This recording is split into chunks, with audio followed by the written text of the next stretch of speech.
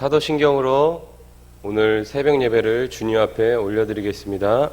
전능하사 천지를 만드신 하나님 아버지를 내가 믿사오며 그 외아들 우리 주 예수 그리스도를 믿사오니 이는 성령으로 잉태하사 동정녀 마리에게 나시고 본디오 빌라도에게 고난을 받으사 십자가에 못 박혀 죽으시고 장사한 지 사흘 만에 죽은 자 가운데서 다시 살아나시며 하늘에 오르사 전능하신 하나님 우편에 앉아 계시다가 저희로서 사한 자와 죽은 자를 심판하러 오시리라. 성령을 믿사오며 거룩한 공회와 성도가 서로 교통하는 것과 죄를 사하여 주시는 것과 몸이 다시 사는 것과 영원히 사는 것을 믿사옵나이다. 아멘.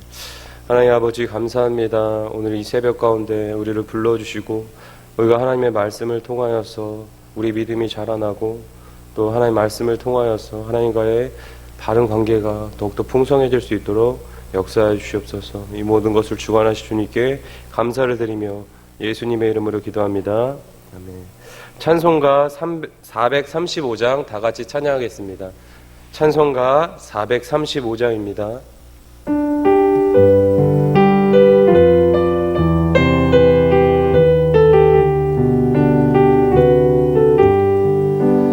나의 영원하신 기여 생명보다 귀하다.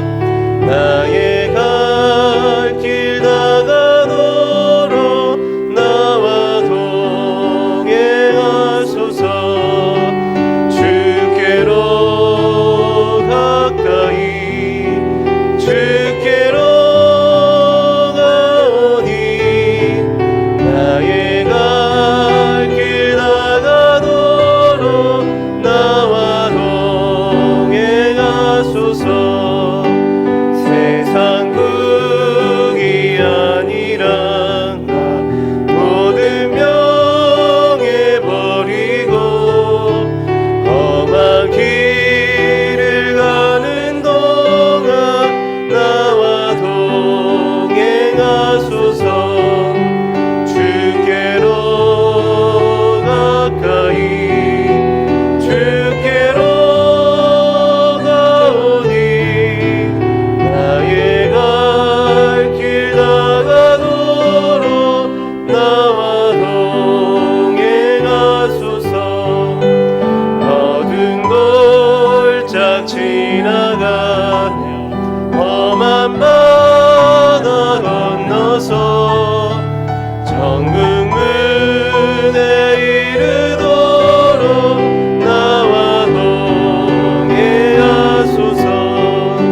주께로 가까이 주께로 가오니 나의 갈 길 다가도록 나와 동행하소서.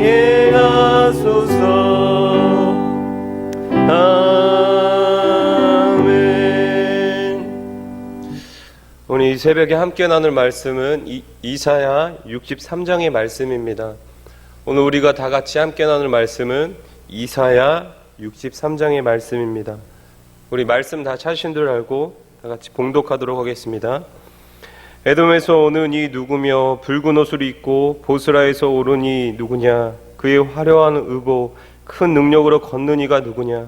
그는 나이니 공의를 말하는 이요 구원하는 능력을 가진 이니라.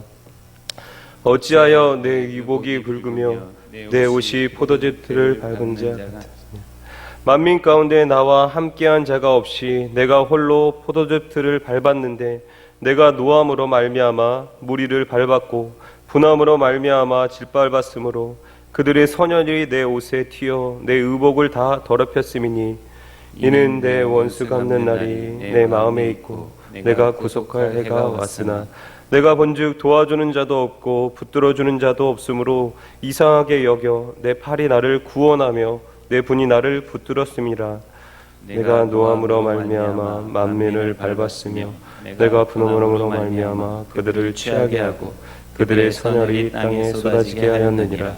내가 여호와께서 우리에게 베푸신 모든 자비와 그의 찬송을 말하며 그의 사랑을 따라 그의 많은 자비를 따라 이스라엘 집에 베푸신 큰 은총을 말하리라.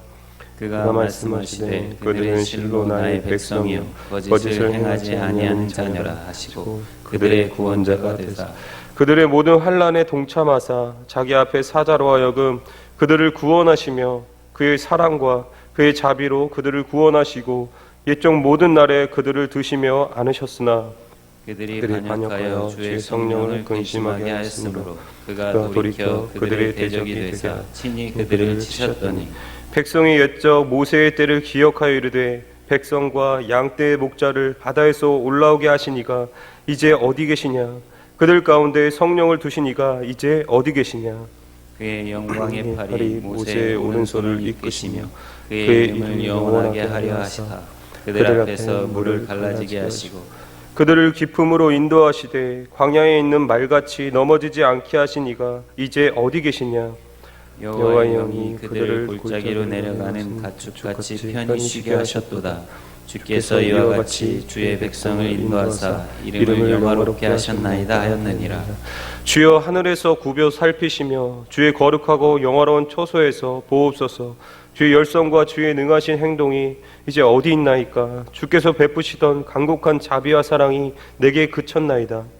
주는 우리 아버지시라. 아브라함은 우리를 모르고 이스라엘은 우리를 인정하지 아니할지라도 여호와여 주는 우리의 아버지시라. 이날부터 주의 이름을 우리의 구속자라 하셨거늘 여호와여 어찌하여 우리로 주의 길에 떠나게 하시며 우리의 마음을 완고하게 하사 주를 경외하지 않게 하시나이까? 원하건대 주의 종들 곧 주의 기업인 지파들을 위하사 돌아오시옵소서. 주의 거룩한 백성이 땅을 차지한 지 오래지 아니하여서 우리의 원수가 주의 성수를 유린하였사오니 우리는 주의 다스림을 받지 못하는 자 같으며 주의 이름으로 일컬음을 받지 못하는 자 같이 되었나이다. 아멘. 말씀을 생각하시며 다 같이 기도하겠습니다. 하나님 아버지, 이 말씀을 통하여서 하나님 우리가 주님께 하나님 아버지 감사합니다. 우리 가운데 이사야 63장을 통하여서 또 주의 마음을 알게 하시고 주님의 뜻을 비춰주셔서 우리가 그 뜻과 마음을 알아 우리의 삶 가운데 순종을 결단하고 주님 앞에 나아갈 수 있게 하심에 감사합니다. 우리가 연약함에도 우리를 붙드시고 안으시는 아버지의 참사랑을 깊이 있게 깨닫는 귀한 시간이 되게 하여 주시고 우리의 삶이 새로워지는 귀한 은혜의 시간 될 수 있도록 성령 하나님 인도하여 주시고 역사하여 주시옵소서. 예수 그리스도의 이름으로 기도합니다. 아멘. 할렐루야. 새벽 예배 가운데 나오신 여러분을 주님의 이름으로 축복합니다.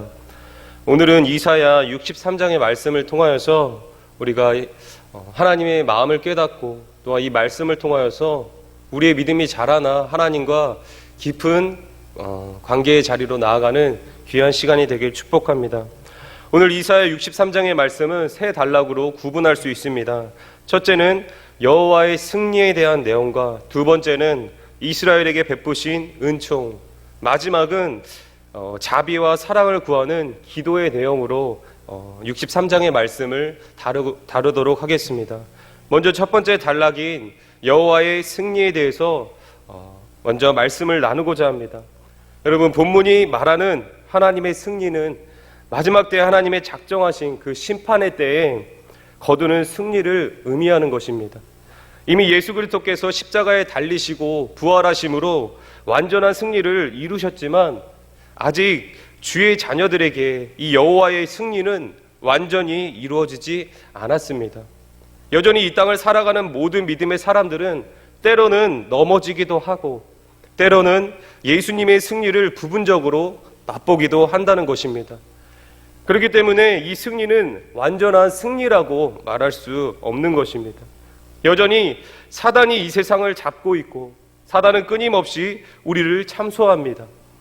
사단은 주의 백성들이 주님이 이루신 이 승리를 바라보지 못하게 하기 위해서 끊임없이 수단과 방법을 가리지 않고 믿음의 사람들을 공격하며 그의 삶 가운데 역사하고 있다는 것입니다. 하지만 우리에게 기쁜 소식이 있습니다. 그것이 바로 무엇입니까? 그것은 주님께서 원수들을 심판하시는 날이 곧 온다는 소식입니다. 오늘 본문의 말씀을 보면 선지자 이사야는 하나님께서 하나님의 그 작정하신 때에 원수들을 완전하게 심판하실 것을 예언하고 있습니다. 우리 다 같이 본문 1절의 말씀을 함께 읽어봅시다. 에돔에서 오는 이 누구며 붉은 옷을 입고 보스라에서 오는 이 누구냐? 그의 화려한 의복 그 능력으로 걷는 이가 누구냐? 그는 나이니 공의를 말하는 이요 구원하는 능력을 가진 이니라. 아멘. 1절의 말씀을 보면 선지자 이사야는 하나님께 이렇게 묻고 있는 모습을 볼 수 있습니다. 에돔에서 오는 이가 누구며 또 붉은 옷을 입고 보스라에서 오는 이가 누구냐? 또한 그의 화려한 의복 큰 능력으로 걷는 이가 누구냐라고 묻는 선지자의 모습을 볼 수 있습니다. 여러분, 이사야 선지자가 본문에서 누구냐 물으며 장차 에돔과 보스라를 심판하시는 이가 누구인지를 지금 묻고 있는 것입니다. 본문이 말하는 에돔은 이스라엘의 형제국가입니다. 하지만 형제임에도 불구하고 에돔은 끊임없이 이스라엘의 원수같이 그들을 괴롭히는 존재로 성경에 등장합니다. 선지자 이사야는 이 모든 원수들을 총칭하는 이 에돔을 본문에서 지명하면서 이 에돔을 심판하실 이가 지금 누구냐라고 질문하고 있는 것입니다. 여러분, 본문에서 선지자 이사야가 이렇게 묻는 것이 본문을 읽는 우리에게 쉽게 다가오지 않을 수 있습니다. 본문을 해석하는 가운데 이 1절의 말씀이 우리에게 마음으로 쉽게 다가오지 않을 수 있다는 것입니다. 하지만 선지자 이사야는 하나님을 너무도 잘 알고 있는 하나님의 종이라는 사실을 우리는 기억해야 할 것입니다. 하지만 본문에서 이렇게 말하는 이유는 이사야 선지자가 하나님을 몰라서라기보다는 하나님을 너무도 잘 알기에 그분이 어떤 분이신지를 나타나기 위해서 이렇게 누구냐라고 질문하고 있는 것입니다. 이에 대해서 하나님께서는 이 이사야의 질문에 이렇게 대답하십니다. 그는 나이니 공의를 말하는 이요 구원하는 능력을 가진 이니라. 선지자가 누구냐 에돔을 심판하고 보스라를 심판하실 이가 누구냐라고 질문하였을 때 하나님께서는 그것이 바로 나다. 나는 공의를 말하는 이요 구원하는 능력을 가진 이라고 대답해 주십니다. 여러분, 이스라엘의 원수들을 심판하시는 그분은 어떤 분이십니까? 마지막 때에 그 하나님의 작정하신 때에 원수들을 박멸하시는 그분은 어떤 분이십니까? 그분은 공의를 말하고 구원하는 능력을 가지신 하나님이라고 말씀하십니다. 하나님께서는 공의로 원수들을 심판하시며 자신이 가지고 있는 구원의 능력으로 그 택함 받은 백성들을 구원하시는 심판주요 구원자가 바로 나다라고 지금 말씀하고 있는 것입니다. 여러분, 그 하나님께서 지금 에돔과 보스라에서부터 화려한 의복과 큰 권능을 가지고 오고 계시고 있습니다. 하나님께서 이처럼 오시는 이유가 무엇 때문입니까? 그것은 하나님의 그 공의로 악행을 행하는 자들을 심판하기 위해서 하나님께서 지금 오고 계시는 것입니다. 하나님께서는 하나님의 이 작정하신 시간이 되면 그분의 공의로 악을 심판하시기 위해 오실 것이라는 사실입니다. 여러분, 선지자 이사야는 또다시 이러한 하나님의 대답에 질문하기 시작합니다. 우리 다 같이 본문 2절의 말씀을 한번 다 같이 읽어보겠습니다. 어찌하여 내 의복이 붉으며 내 옷이 포도즙 틀을 밟는 자 같으냐. 선지자 이사야는 심판을 행하시는 이의 이 의복이 왜 붉으며 그 옷이 왜 포도즙 틀을 밟는 자와 같은지 이에 대해서 하나님께 질문하고 있는 것입니다. 사랑하는 성도 여러분, 지금 선지자 이사야가 두 번째로 하나님께 질문하는 이 질문은 굉장히 두렵고 섬뜩한 질문이라는 사실을 우리가 기억하시길 바랍니다. 왜 그런지 하나님의 대답을 보면 우리가 그것을 알 수 있습니다. 우리 다 같이 본문 3절의 말씀을 한번 읽어봅시다. 만민 가운데 나와 함께한 자가 없이 내가 홀로 포도즙 틀을 밟았는데 내가 노함으로 말미암아 무리를 밟았고 분함으로 말미암아 질밟았으므로 그들의 선혈이 내 옷에 튀어 내 의복을 다 더럽혔음이니. 여러분, 선지자의 이 질문에 하나님께서는 이 본문 3절과 같이 말씀하십니다. 하나님께서는 선지자 이사야에게 이렇게 대답하시는 것입니다. 지금 내 옷이 붉으며 내 옷이 너가 보기에 포도즙출을 밟는 자와 같은 그 이유는 내가 나의 노함과 분함으로 원수들을 짓밟았기 때문이라고 주님은 말씀하고 있는 것입니다. 또한 그들을 짓밟을 때 그 생겨난 그들의 선혈, 그 피 때문에 나의 의복이 이렇게 붉어졌다라고 주님은 대답하고 있는 것입니다. 사랑하는 성도 여러분, 본문은 지금 하나님의 심판이 얼마나 어미하시며 또 원수들에게 그날이 얼마나 두려운 날이 되는 것인지를 보여주고 있는 본문입니다. 하나님의 노함과 분함은 만민을 짓밟으실 만큼 어미하시며 또한 그날은 그들이 흘린 선혈로 그들이 취하게 되는 날이 될 것이다라고 하나님께서는 말씀하고 있는 것입니다. 그런데 반면에 그날엔 주의 택한 백성들에게 축제의 날, 영원한 승리를 노래하는 날이 될 것입니다. 하지만 선지자 이사야는 이러한 하나님의 어미한 심판을 바라보며 하나님 앞에 탄식할 수밖에 없는 것입니다. 왜 그렇습니까? 왜냐하면 하나님께 반역하여 지금 징계를 받는 이스라엘 때문에 그 이사야의 마음이 탄식할 수밖에 없는 것입니다. 하나님의 심판이 얼마나 어미하시고 두려운지를 선지자 이사야는 하나님의 대답을 통해서 듣게 되었습니다. 그런데 지금 그 백성들이 그러한 심판주 앞에서 반역하여 징계를 받고 있으니 이사야의 마음이 탄식할 수밖에 없다는 것입니다. 사랑하는 성도 여러분, 하나님께서는 이처럼 공의로 세상을 심판하시기 위해서 우리 가운데 오실 것입니다. 하지만 그분을 맞이하는 우리의 모습이 지금 징계를 받아 그 바벨론의 노예의 삶을 살아가고 있는 이스라엘 백성과 같이 하나님께 반역하며 그 마음이 불순종하는 모습이라면 그분의 마음이, 우리 하나님의 마음이 어떻겠습니까?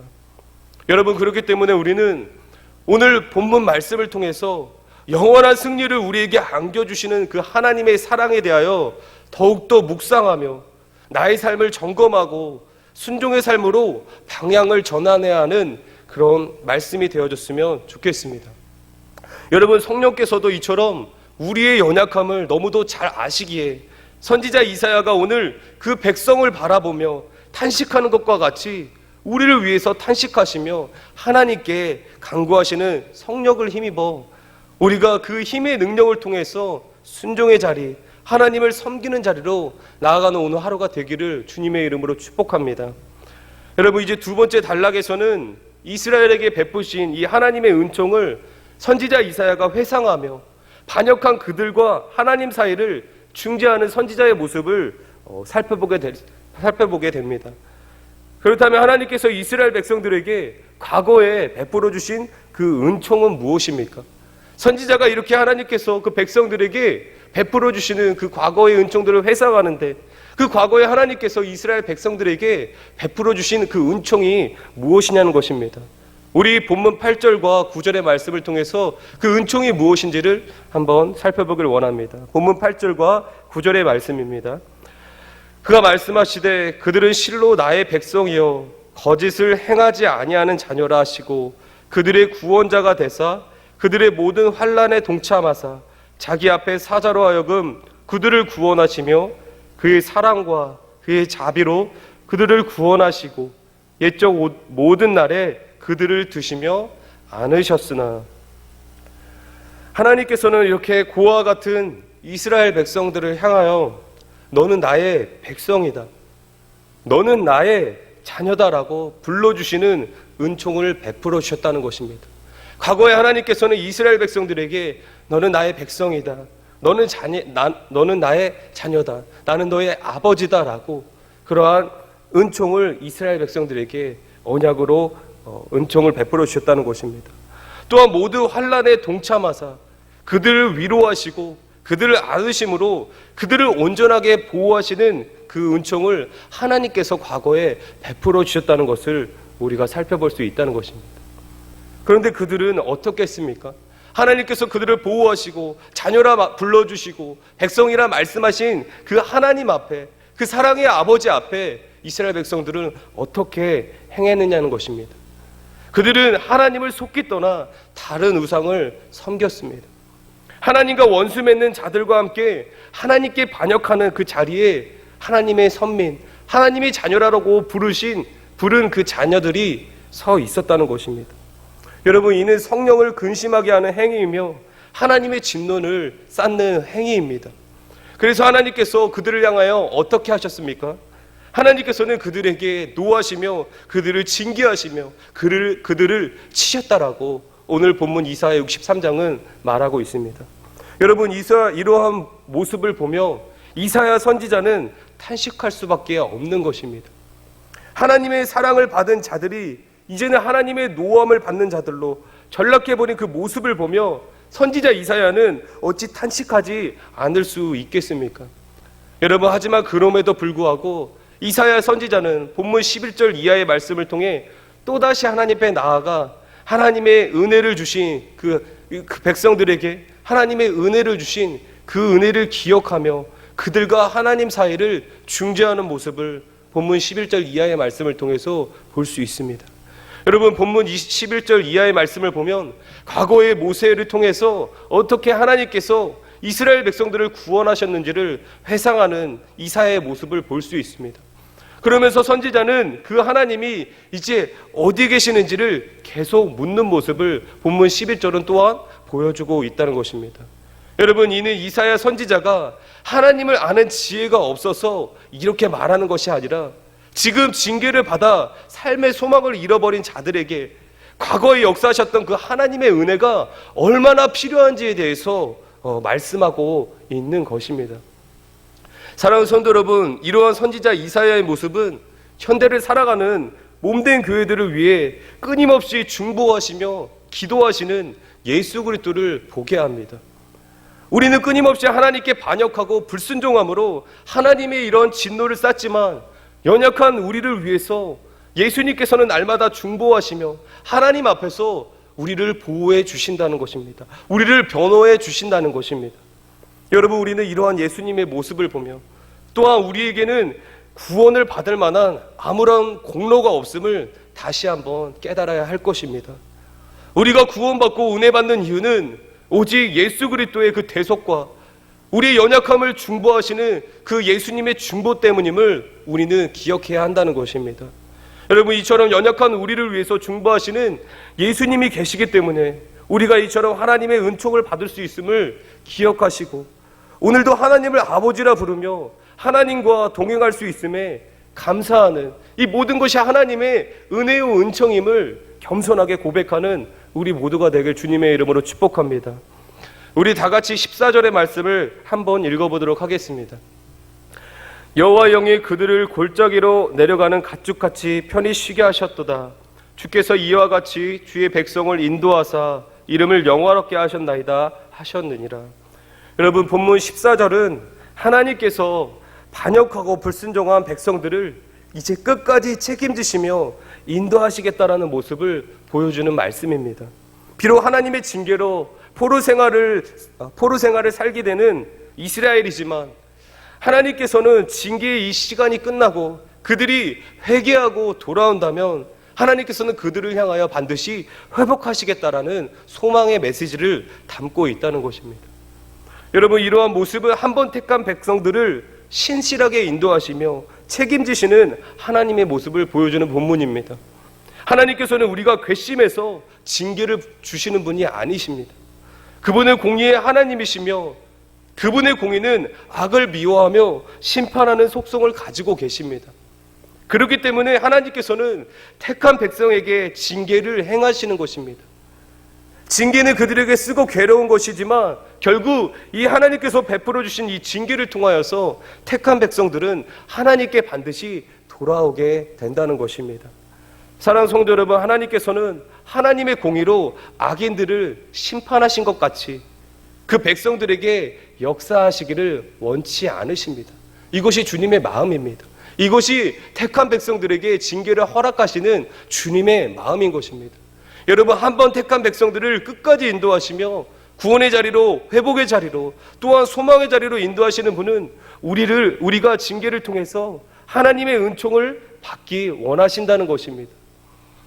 그러므로 우리는 우리의 죄악으로 하여금 받는 이 징계에 대해서 불평과 원망을 늘어놓기보다 이 과정을 통해서 장차 소망을 주시고 또한 회복을 주시는, 또 영원히 우리를 영원토록 이끌어 가시는 하나님을 더욱더 바라보아야 한다는 것입니다.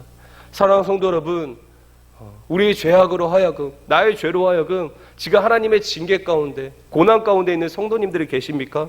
그렇다면 그 징계와 고난 속에서 하나님을 원망하고 불평하기보다 우리의 마음을 빨리 돌이켜 회개함으로 하나님께 나아가는, 회복을 주시고 소망을 주시는 그 하나님을 경험하시는 성도님들이 되시길 주님의 이름으로 축복합니다.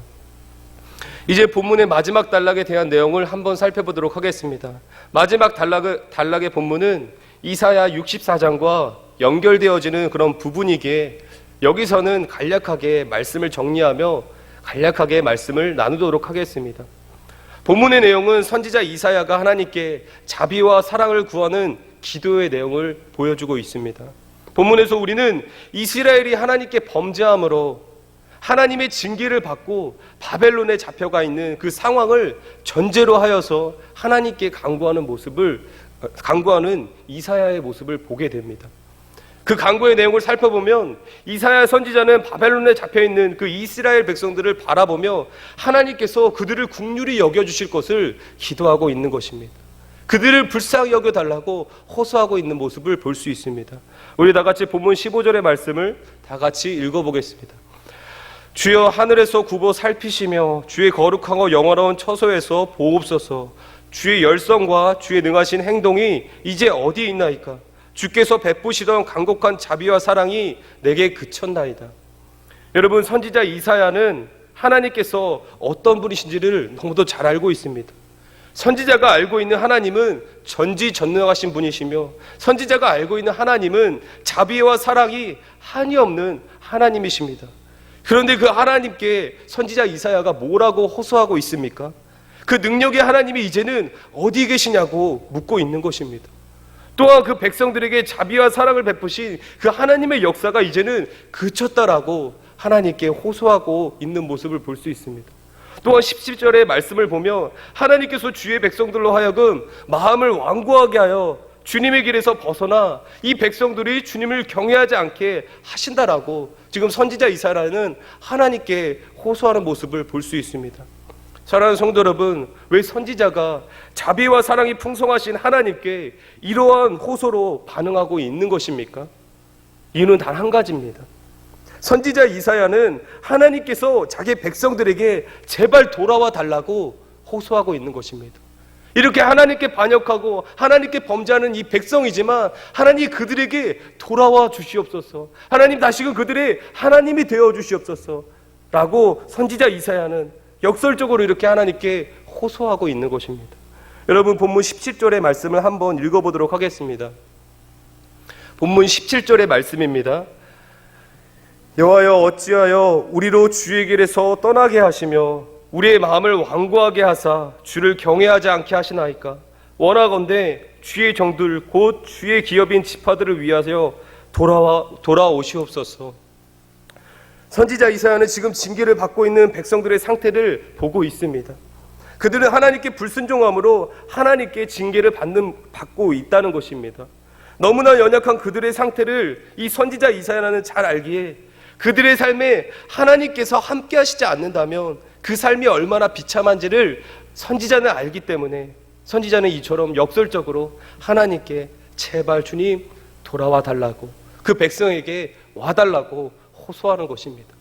사랑하는 성도 여러분, 우리는 이러한 선지자의 호소를 통해서 하나님을 떠난 인생의 비참함을 깨달아야 할 것입니다.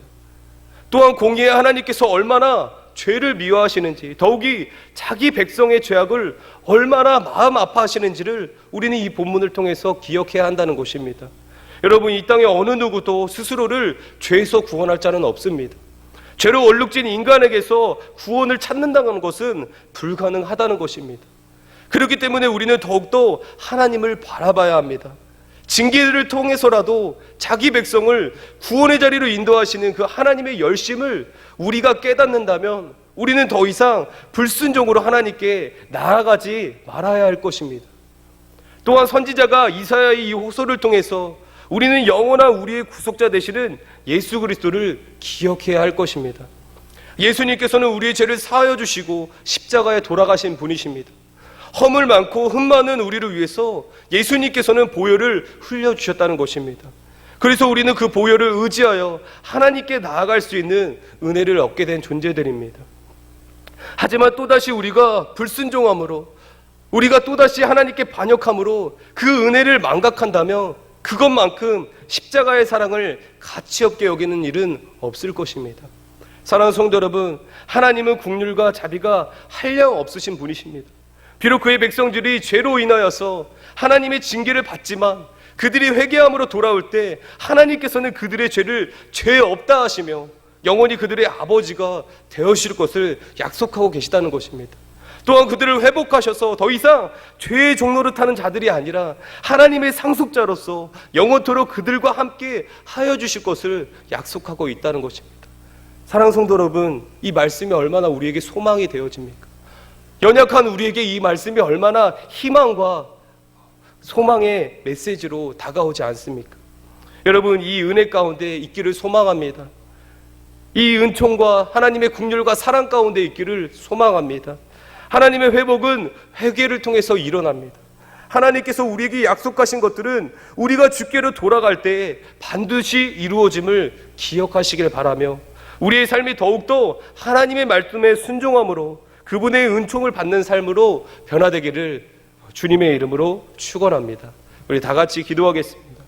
하나님 아버지, 감사합니다. 우리가 연약하고 부족하여 짓는 죄악으로 우리가 하나님의 징계를 받지만 그 징계 가운데 회복을 준비하시고 소망을 준비하시는 하나님의 기쁜 섭리와 뜻을 깨닫기 원합니다. 우리의 어리석음을 깨닫게 하시고 우리의 생각을 열어주셔서 하나님의 기쁜 뜻과 그 소망과 회복을 준비하시는 하나님을 바라보게 하여 주시옵소서. 오늘 말씀을 통해서 하루를 살아갈 때 이 사랑의 하나님, 자비 하나님, 긍휼의 하나님을 경험하는 귀한 우리 성도님들이 될 수 있도록 주님 축복하여 주시옵소서. 이 모든 것 예수님의 이름으로 기도합니다. 아멘. 주기도문으로 오늘 예배를 마치겠습니다. 하늘에 계신 우리 아버지여, 이름이 거룩히 여김을 받으시오며 나라에 임하옵시오며 뜻이 하늘에서 이룬 것 같이 땅에서도 이루어지이다. 오늘날 우리에게 일용할 양식을 주옵시고 우리가 우리에게 죄진 자를 사하여 준 것 같이 우리 죄를 사하여 주옵시고 우리를 시험에 들게 하지 마옵시고 다만 악에서 구하옵소서. 대개 나라와 권세와 영광이 아버지께 영원히 있사옵나이다. 아멘. 우리 합심하여 기도할 때 오늘 말씀을 생각하며 하나님, 이 말씀이 나의 삶 가운데 적용되기 원합니다. 하나님, 말씀을 통해서 나의 삶이 순종의 삶으로 변화되기를 원합니다. 하나님의 회복을 경험하게 하옵소서, 하나님의 자비와 긍휼을 경험하게 하옵소서라고 기도하시길 바랍니다. 또한 담임 목사님과 원로 목사님의 그 사역과 그 인생 가운데 성령 충만을 위해서 기도해 주시고 나라와 민족과 열방, 또한 몸된 교회 가운데 있는 환우들, 또 코로나19로 하여금 어려움을 당하는 성도들을 기억하며 우리 시간 주여 일창하며 기도하도록 하겠습니다. 기도하겠습니다. 주여! 아버지 하나님, 감사합니다. 하나님, 말씀을 통하여서 우리가 하나님을 깨닫습니다. 우리를 사랑하시고 우리 가운데 자비와 긍휼을 베푸시는 그 하나님을 기억하며 하나님, 우리 삶 가운데 있는 죄악들을 회개하며 주께로 순종으로 나아가게 원합니다. 하나님, 담임 목사님, 원로 목사님 주님 축복하여 주셔서 성령의 충만한 가운데 나아갈 수 있도록 도와주시고 하나님, 코로나19로 하여금 어려운 아버지 하나님 상황 가운데 있는 아버지 우리 성도들 붙잡아 주시고 또한 아버지 환우들을 붙잡아 주셔서 하나님의 위로와 평강이 그들의 삶 가운데 가득할 수 있도록 역사하여 주시옵소서.